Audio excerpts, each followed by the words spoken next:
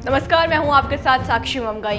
हरीश रावत ने आपसी रंज में एक बार फिर सोशल मीडिया को मंच की तरह इस्तेमाल किया है।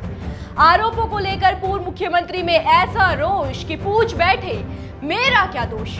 देखिए, हरदा का लंबा चौड़ा संदेश तो इसी ओर संकेत कर रहा है कि पूर्व मुख्यमंत्री अब तक हार के लिए प्रहार सह रहे हैं। पहले जान लीजिए कि हरीश रावत ने इस बार कैसे अपनी पोस्ट से सियासत में गर्मा गर्मी बढ़ा दी और फिर बढ़ेंगे गुटबाजी की उस गुत्थी की तरफ जो सैकड़ों बार सुलगती है, पर सुलझती एक बार भी नहीं। हाल ही में उत्तराखंड के पूर्व मुख्यमंत्री और कांग्रेस के वरिष्ठ नेता हरीश रावत ने पोस्ट करते हुए अपने ऊपर फूटे हाल के ठिकरे को गलत ठहराया है। हरीश रावत ने कहा है कि मेरे कई अच्छे दोस्त ये सोच करके चलते हैं कि हरीश रावत नहीं होता तो उन्हें दुनिया की न जाने क्या क्या दौलत, क्या क्या पद मिल जाते। हरीश रावत आगे कहते हैं कि वे लोग जब शादी विवाह में भी जा रहे हैं तो लोगों के बीच में एक ही बात कहते हैं कि हरीश रावत ने पार्टी को हरवा दिया, वरना प्रदेश में कांग्रेस की सरकार बन जाती। रावत ने कहा कि ऐसे लोग ये जरूर पूछा जाए इनसे कि उन्होंने इस चुनाव में किस कांग्रेस उम्मीदवार को जिताया और उनकी अपने गृह क्षेत्र के कांग्रेस उम्मीदवार की उनके विषय में क्या राय है। उन्होंने उसे जिताने के लिए काम किया या हराने के लिए काम किया।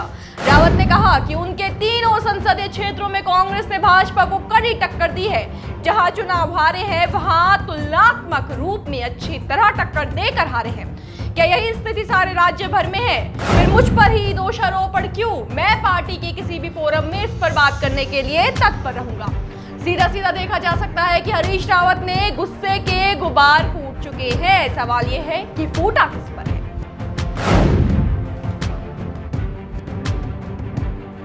देखिए, अब तो सियासी उस्तादों को भी ये सवाल आउट ऑफ द सिलेबस लगने लगा है कि अंतर कलह का दीमक, सबक का दीपक कभी कांग्रेस में जला पाएगा या नहीं। क्यों कांग्रेस में चल रही अंदरूनी रार की बात करनी पड़ रही है? क्योंकि ये सत्य है कि कांग्रेस की हार को हरीश रावत की नाकामी कहा जाता है।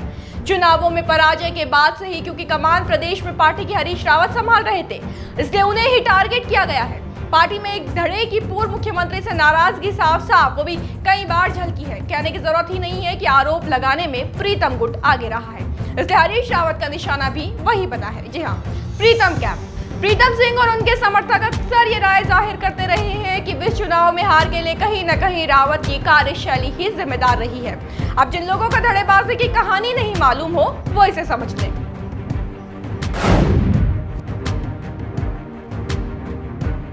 प्रदेश की सियासत एक तरफ और कांग्रेस की अपनी आफत एक तरफ। पार्टी के बारे में कहा जाता है कि खुद में ना लड़ते तब जाकर भाजपा के आगे डटते। अच्छा, कहना गलत भी नहीं है, क्योंकि इस गुटबाजी ने कांग्रेस का पूरा खेल चुनावों में बिगाड़ कर रख दिया। आपको बता दें, कांग्रेस के भीतर कथित तौर पर दो कैंप बटे हुए हैं। एक कैंप हरीश रावत का समर्थक है और एक पूर्व नेता प्रतिपक्ष प्रीतम सिंह को समर्थन देता है। इसे शक्ति के लिए संग्राम कहा जा सकता है। जब पार्टी विधानसभा चुनावों में एक तरफा हारी तब एक ही बात सुनने को मिली कि इस पार्टी के दो वरिष्ठ नेता अपनी धाक के लिए कांग्रेस की नाक कटा गए। खास करके आरोप हरीश रावत पर लगे। दरअसल हालांकि कांग्रेस ने कभी अपना मुख्यमंत्री चेहरा घोषित नहीं किया था, लेकिन जनता की नजर में सीएम फेस हरीश रावत ही थे। ऐसे में इल्जामों के रडार में हरदा खड़े हुए। लेकिन ठीक से देखा जाए तो धड़े का नेतृत्व करने वाले दोनों ही मुख्य बराबर के दोषी थे।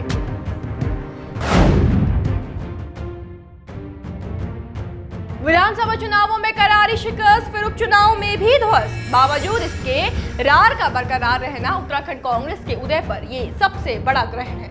वो कांग्रेस की धड़ेबाजी ही थी जिसके कारण पार्टी इस चुनाव में कई गलतियां एक के बाद एक करती रही।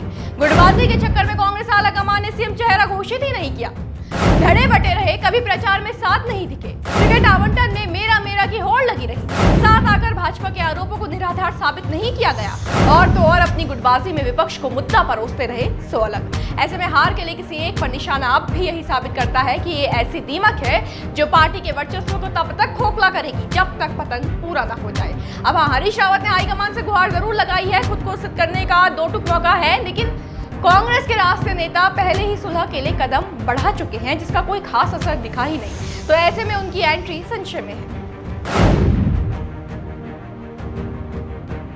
जैसा कि आपको बताया कि हरदा ने पोस्ट में कहा है कि मैं पार्टी के किसी भी फोरम पर इस पर बात करने के लिए तैयार हूं। अंदाजा लगाया जा रहा है कि हरीश रावत शायद शीर्ष नेतृत्व को दखल देने की दावत दे रहे हैं। इससे पहले कांग्रेस के अहम पदों पर नियुक्ति में कांग्रेस हाईकमान ने भूमिका निभाई थी। ऐसे चेहरों का चुनाव किया जो बैलेंस कर सके दोनों की संतुष्टि को, जो हो नहीं पाया। उल्टा हरीश धामी जैसे विधायकों ने बगावत के सुर बुलंद कर लिए। कह सकते हैं कि अब तक शीर्ष नेतृत्व विफल रहा है इस विवाद में। उधर जनता भी हरदा के पोस्ट पर अपनी प्रतिक्रिया साझा करती दिखी है।